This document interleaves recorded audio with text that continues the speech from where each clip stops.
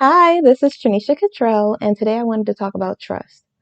I know previously I did a video on trusting him, but today I was sitting in the car. I just, got up and was getting ready to work out, and I was like, I felt something in my spirit when I was listening to some gospel music and I was listening to a sermon last night, and it just kept on my heart. I kept feeling trust and be more compassionate.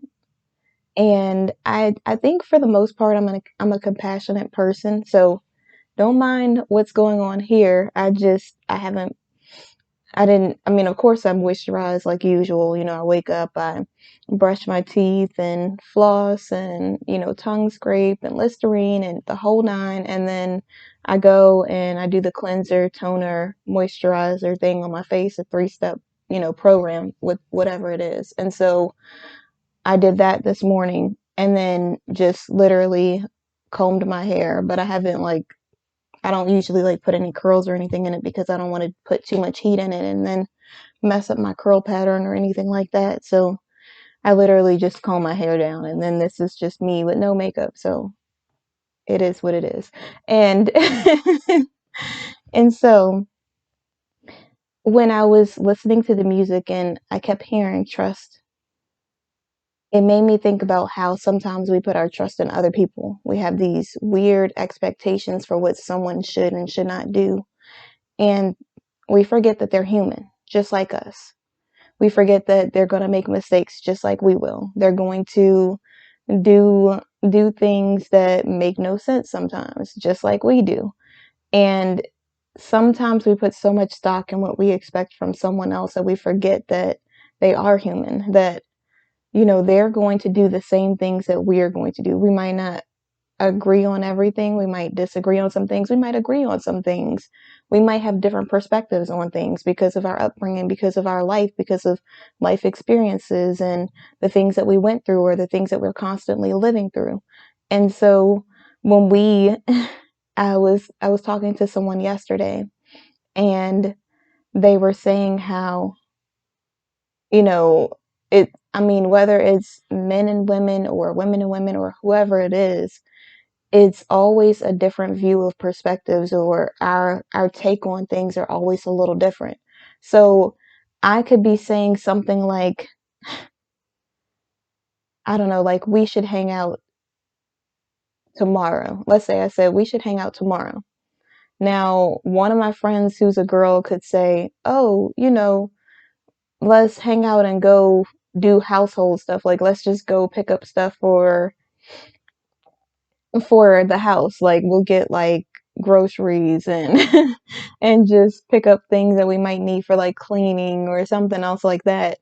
And I could be thinking, "Oh, I mean like going shopping, like let's hang out and just go shopping, like not just do like a whole huge thing, but like go look around, try on outfits." Or and I don't usually try on outfits. I usually just buy them and then it is what it is. But and I make it work. So like if I get a shirt that is too big or something, what I'll do is I will sew the sides. I know this sounds extra, but I'll sew the sides, or I'll tie the front of the shirt, or I will cut right in the middle of the shirt and turn it into a thing so that I can tie it if it's something that's like a little bigger.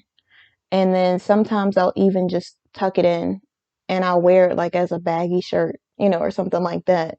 So I'll make it work whatever way it ends up falling on me, whatever way the shirt ends up fitting, because sometimes some clothes will fit and some clothes won't, but that's besides the point. And so so it just really made me think about, again, perspective and trusting people. And sometimes it's not that some people are untrustworthy. It's just because they have a different interpretation of what the meaning of each thing is. We could, it was someone who said this recently. I don't know who it was, but they said something like you could give someone the same 5 words and ask them to find the definition of the word. And every single one of them will have a different definition or a different meaning of what the word is. It might be similar, but their interpretation of it is going to be different. And that's how it is in real life. We are all so different. And sometimes we forget that people are different, that people have different wants and needs, and there are different things that people want to do in life or don't want to do in life, or what someone would perceive as, you know, as effort, or someone will perceive as whatever else, like being intentional in their life. So for me, being intentional might mean making a schedule and sticking to it. And I don't mean sticking to it down to the letter, but I mean like two things that I always have on my schedule is exercising and reading the Bible.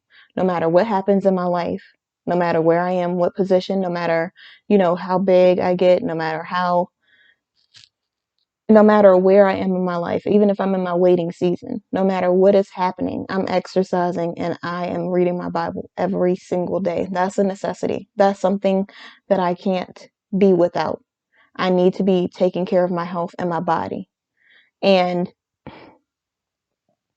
I have this story because I don't want to make it seem like if you had surgery or if you went through something, you still have to work out or whatever else. But when I had a surgery, not last year, but the year before. And And during the surgery, I couldn't work out for, I think it was about 2 weeks. And so I was like, oh my gosh, I'm going to blow up because I gain weight so fast. It's ridiculous. So I have to work out. If I don't work out or whatever else, I mean, it's bad. And and I know I'm saying that and you're probably thinking, "What?" And I'm going to share this, but not because I want to be judged, but because I want you to have an idea of how quickly I can gain weight, especially if I'm being inactive. So there was a time when I would just eat whatever I want and I would just not exercise at all. And I literally gained 30 pounds in 1 month. That's how quickly I gain weight. But it also has to do with the type of foods that I was putting in my body. Like if I'm eating things that help burn fat, even if I'm just walking a little bit or something like that, I'm not going to gain that much weight. I might gain a little. But even in the state that I am right now, where I exercise every single day and I eat healthy 80 to 90% of the time, when I'm eating healthy, when I eat that one bad thing, I could gain a pound in a day or 1 to 2 pounds in a day. But I usually stay within like the same 4 pounds.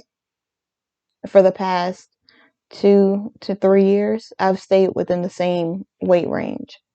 And it's not that I'm always constantly that one number. It's just it fluctuates and it goes down depending on like hormones and all that other stuff. But when I had my surgery, what I did was I ate completely healthy. I ate like smaller meals that were still satisfying and I didn't do a lot.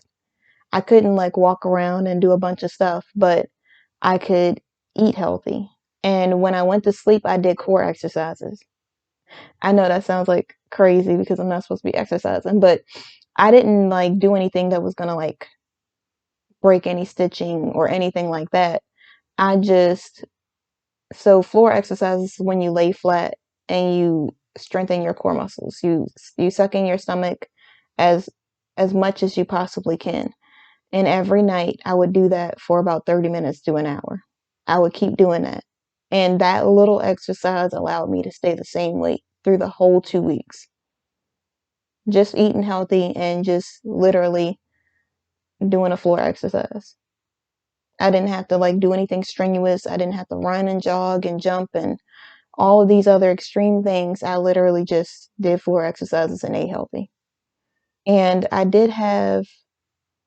had something that wasn't healthy throughout the 2 weeks. It was like one thing, but it wasn't enough to change anything. So when the doctor checked me out, like my stomach was completely flat. And I was like, I can't believe that worked, but that's a good trick just in case you wanted to try something like that. But I'm not saying go against your doctor's orders. Like, definitely listen to your doctor.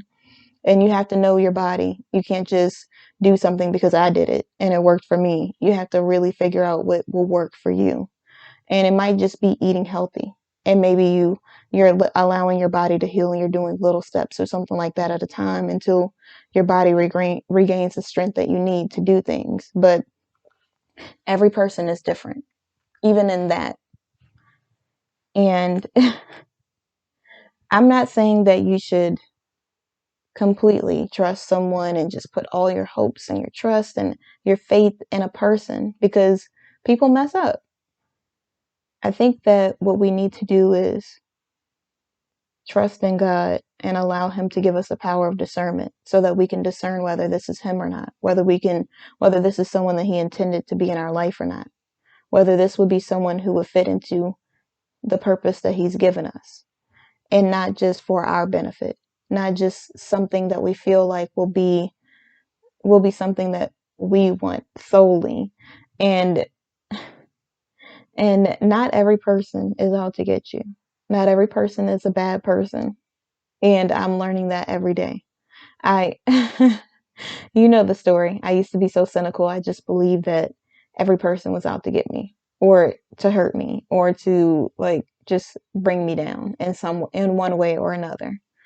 And I'm not saying there aren't people like that. I'm just saying that not every person is a bad person. And the more I'm in my faith, the more people that I meet that are actually caring and kind. And it's not every person in the church. Sometimes it's people outside of the church. Sometimes it's people, on the street. Sometimes it's people all over the place. And you can kind of just, I don't know. I just have a way of seeing something in people sometimes. It's weird because I'm so cynical, but I will meet certain people and it's just like they have this positive energy around them. Like they feel peaceful.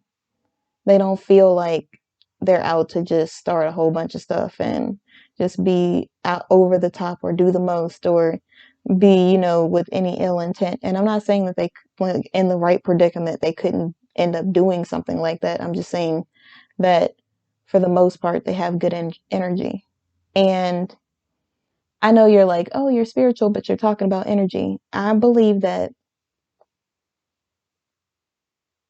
the energy that you have is real. You notice that when you are in a bad mood and you're mad or you're upset about something, how everything seems horrible because of the energy that you're putting out there. You are being ungrateful. You're just walking around with your head down. You look like you don't want to be bothered. And because of that, you're not meeting people. You are just having the worst day ever.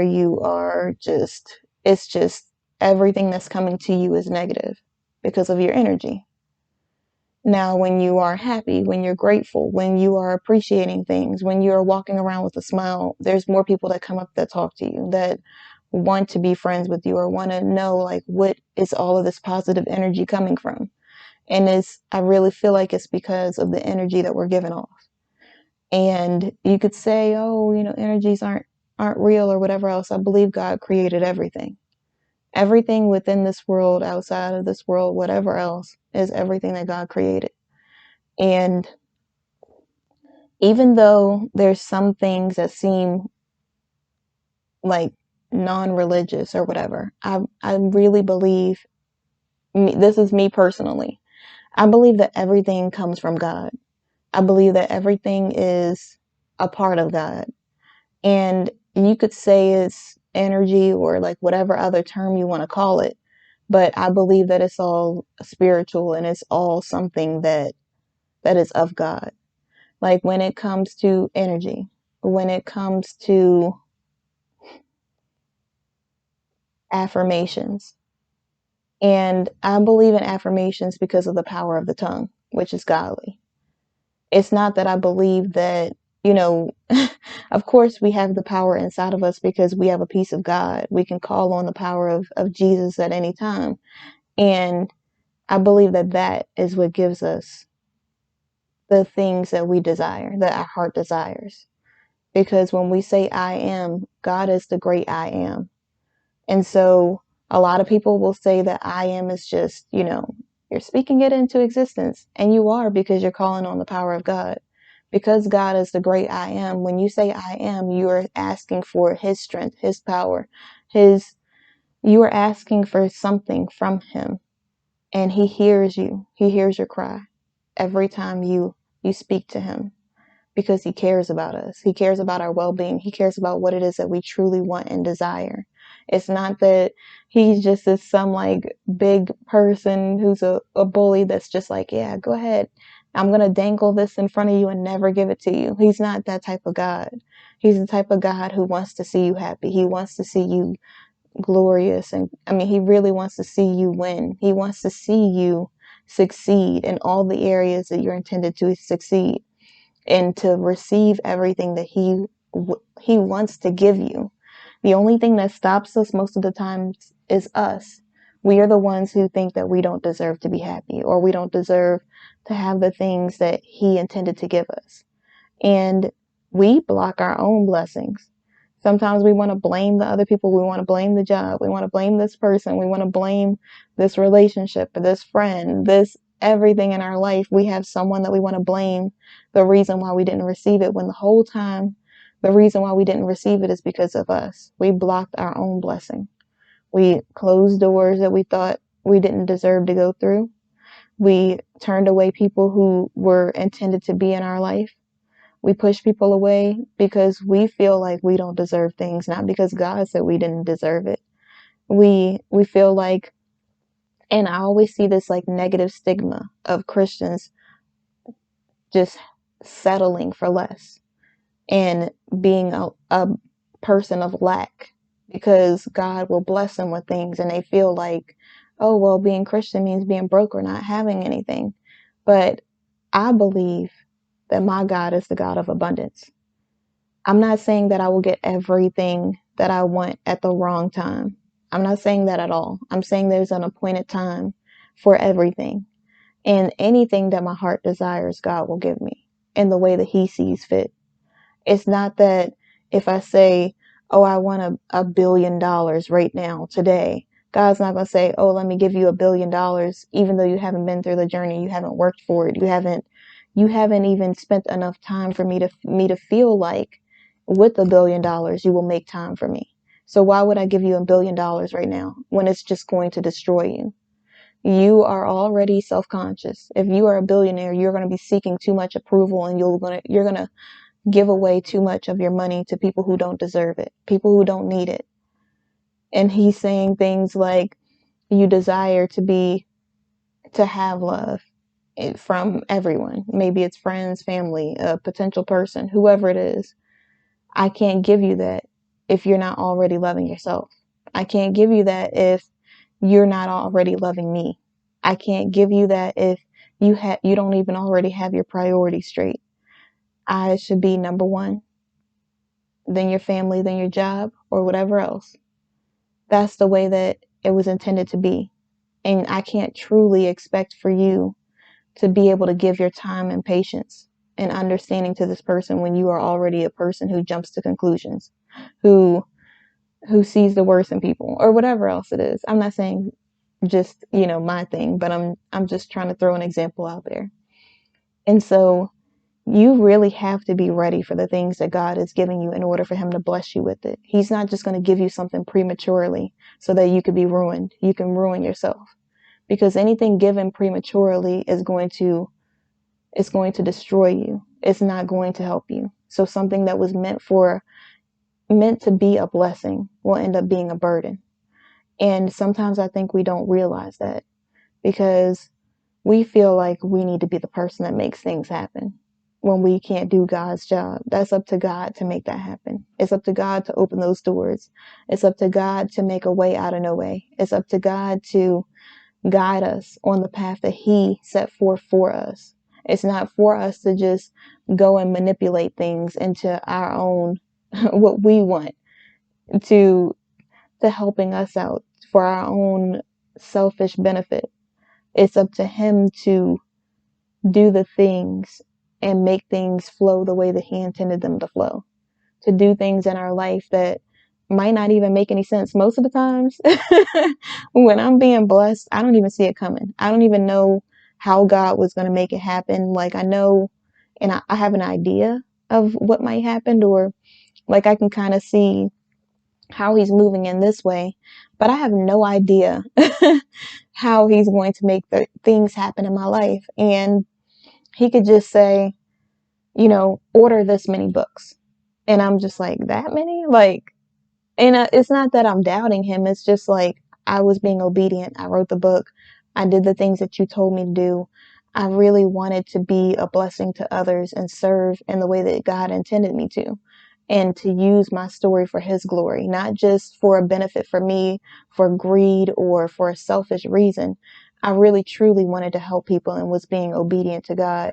And I sold out because I I listened to God and I followed his lead. I followed the path that he set forth for me. I was being obedient. I was diligently working. I was literally putting forth every effort that I possibly could. I was working until 2 o'clock in the morning some nights trying to get this book published. I was doing all of these things. I was praying. I was spending more time with God. Like, I was working, but I was also listening to sermons as I worked. I was also listening to gospel music as I worked. It was the only thing that pushed me through when I felt like I wanted to give up a lot of times, because I just didn't see how it was going to be possible, even though I knew God could perform miracles and he could do anything.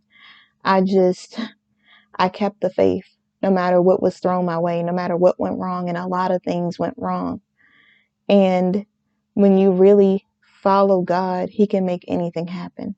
It's not that you have to be over the top or do anything extra. The things that are for you, God is making a way for those things to be able to fit into your life. And if God tells you to wait on something, you need to wait on it. Do not try to make it happen on your own, in Jesus' name. Like, like, whew, no matter what you do, no matter how badly you want something, do not try to make it happen on your own. Of course, put forth an effort. Of course, work for the things that you want in your life, or the things that you think that God wants for your life, because that's the work that you're supposed to put in, because faith without works is dead. You really do have to put forth some sort of an effort if you want something. If you truly want something, you have to go for it, regardless of what you think the outcome is going to be, especially when it's something that God is telling you to do. You have to really be willing to put in that work. And it's not always going to be easy, but it's going to be worth it. And that's what I learned. This book was completely worth it. All of the nights that I stayed up late, all of the reformattings, all of the correction of the things. And there is still like some things that I'm like, oh, I wish I would have changed that here, but it was definitely worth it. It was worth all of the effort. It was worth everything that I've done. And God gave me instruction to do something else in my life, and it's it's regarding this book. And when God asked me to do it, I was like, are you sure? Like, I get, that you could perform miracles, and I know that you can do anything and everything. And I saw what you have already done. It's not that I don't think that you can do it. I was just like, I was I was dumbfounded. I just really I I don't know, like, when God uses me, I know that he'll use me. And it's just every time God uses me, I'm so surprised. Like, like he never used me before. I'm really just like, me? What? Me? And God's like, yeah, you. I got that off of 16 Candles, but I digress. And so, but yes. And he's just like, yes, you. Like, I told you I was going to use your story for my glory. So continue to be obedient and just follow me, and I will open doors that you never knew you needed to go through. And there's so many people that have come up that have said, I went through this. I understand how you felt in this moment. I I was struggling with this, or I am struggling with this, and it gave them some kind of hope, which is, I really try not to cry in these videos, and every time I end up crying, but but it really like touches my soul when people say that, because I really did this because I wanted to give glory to God. And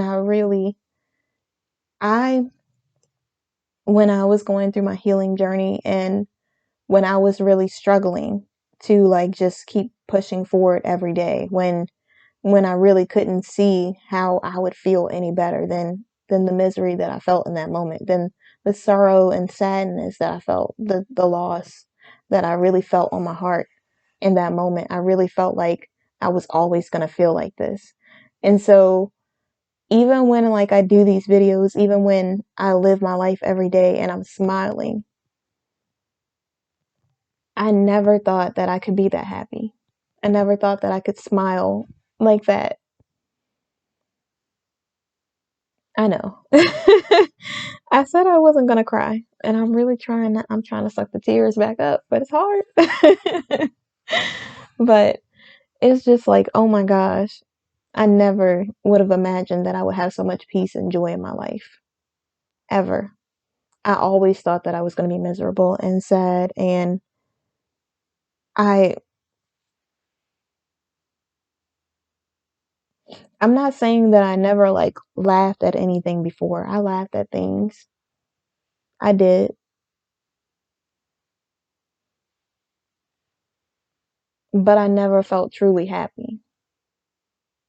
Like yes, did I have like some good things happen in my life? Yes, I had good things happen in my life, but it's something about when you really truly appreciate your life, and you appreciate the people in your life and the things in your life, that really gives you a whole nother perspective on things. And I don't want to say that I was completely ungrateful, but I really was selfish and ungrateful. I really just felt like sorry for myself. I really felt like I really felt like a Debbie Downer. Do I want to use that term? But I never wanted to see the hope, or I never wanted to hope for anything better. I always felt like this is just how it is, that life is supposed to be miserable.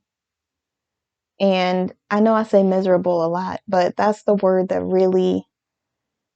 words that really stick out to me when I think about the way that I used to be. And it's not that I didn't think that, well, I never knew what to think. I just assumed that was how life was. And I would see people who complained a lot, or the type of people that I would surround myself with were always complaining, or always talking about the things that they lack, or being broke minded, or whatever else. So I just never thought of anything better. I never assumed that I could have anything better. And it wasn't until I really looked within myself. I really had to say, hey, it's not everybody else. You have some issues too. You need to get it together. I really did. And I really had to look within myself and say, what are some things that I can do to improve myself? It wasn't until that moment, and the only thing that made me think about it like that is God. When when I was thinking of ways to improve my life, the first thing that I seeked was God. I seeked him when I was about to pay off my student loans. I seeked him and I know you're thinking this is just you asking for things, but I really was so lost. I didn't know where to go. I didn't know like what to do. I felt like all of the things that I was doing wasn't working, and I needed to do something different. I needed to find another way. And the only thing that led me in the right direction was God. And so when I started praying to God to have a different type of life, to really truly be able to be happy. And it's funny because when you live in that type of mindset, when you are out in the world, certain things make you feel like you're happy, but it's a temporary feel. It's not something that truly makes you happy. It's something that might make you laugh in the moment. It's something that you may pull a smile from or something like that, but it's not something that truly fills your soul. It's not something that truly makes you feel like a happy person or like a full person. No matter what it is that you bring into your life, it always makes you feel empty. And so when I went to seek God, it filled me up. It was like that thing that I was always looking for was always there, but I just kept overlooking it because I thought that I knew better than God. I thought that because this is what everyone else is doing, this is what I should be doing. I thought that because I didn't see another way, that this was the only way. But I didn't know that I had to have hope and faith even when I couldn't see the future. And so I think that it's really important for us to, in conclusion, I think it's really important for us to put our trust in God and to really seek Him before everything else. It was that one passage, I think it's in Proverbs, that says something like seeking the kingdom of God before everything else will allow you to be given the desires of your heart, or everything else that you would want will be given to you. And so I know that's like a quote that a lot of people use, and it still stands true. But when I find myself seeking God first, everything else just falls into place. The person, the job, the friends, everything. It's just right there. And it's just waiting on me. It's waiting on me to be serious. It's waiting on me to see that I deserve better. It's waiting on me to desire more, to put in some sort of an effort in my life, to really push forward, to really follow God's lead and know that He's going to continue to make a way for me, that He's going to continue to do things for my benefit. And I don't have to seek someone else's approval or someone else's guidance to do that. Sorry, my voice is starting to go out a little. Oof. I don't know if it's like the room or what, but every time I go do a video, my voice just starts to crack and I'm going to bring some water in here again. Like every time I forget, but I'm going to remember eventually. And so just seeking Him and allowing Him to guide us is everything that we should be doing. When we put our trust in Him, that's everything that we need. No matter what anyone else's intentions are, He will always see us through. I'm gonna tell this quick little story, and I've told it before, but not everyone watches all the videos. So sometimes I like to reiterate things because the person who the video is for might need that. And so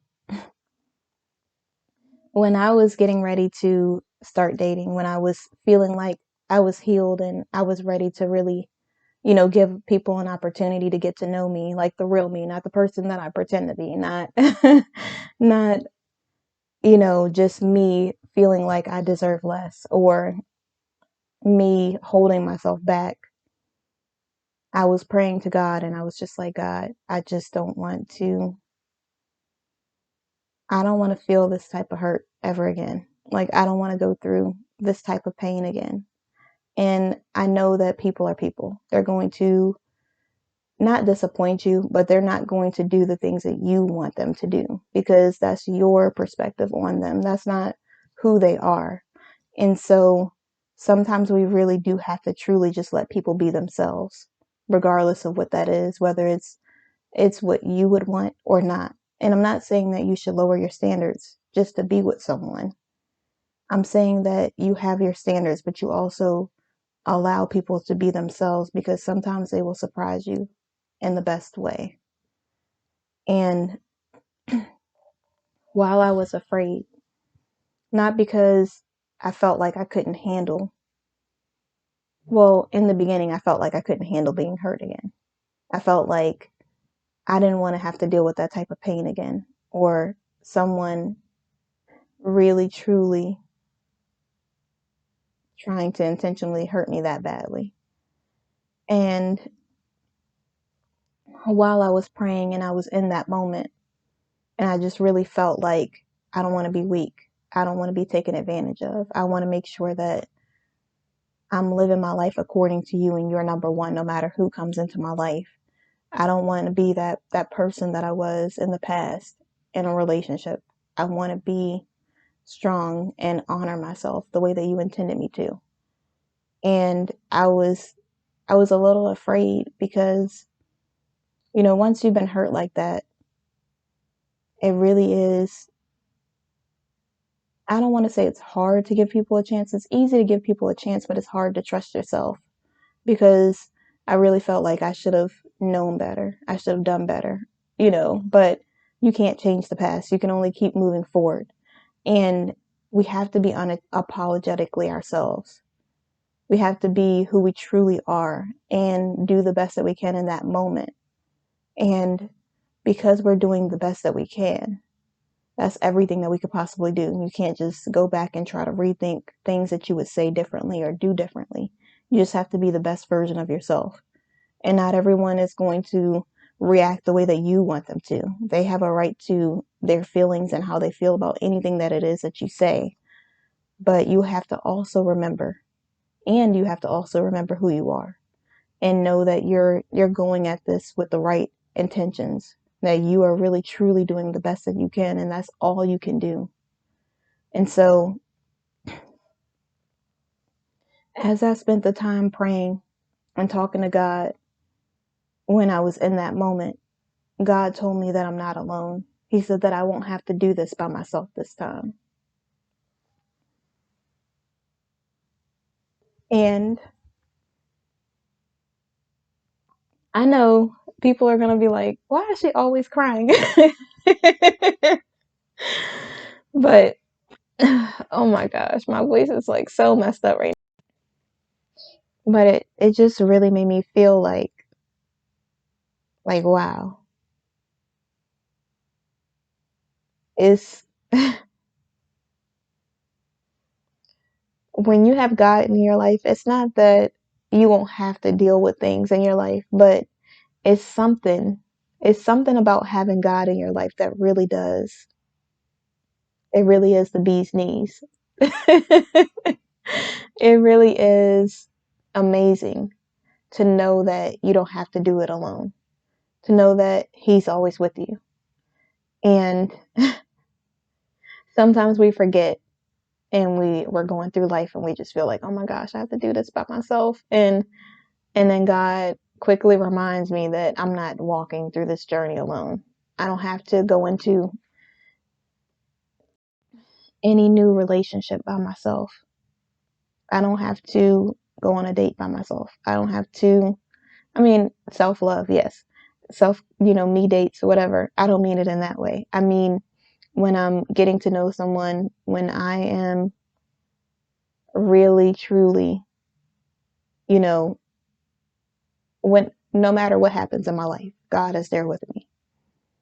And even if I feel, even if I get hurt, even if I feel a certain type of way or something else happens, this time I'm not doing it by myself. God is there with me. And if He could really pull me through the last thing that I went through, He could literally pull me through anything. And there's nothing that any person could do that will break me because God is my strength. So no matter what it is that you're doing in your life, trust God. You might not be able to see the outcome. You might not know how things are going to end, but know that He can do all things, and you can do all things through Christ who strengthens you, especially when you're living in your purpose. Allow Him to guide you. And no matter what it is that you want for your life, know that your perspective on things is going to be different from other people. And as long as you trust in God, He will guide you the rest of the way.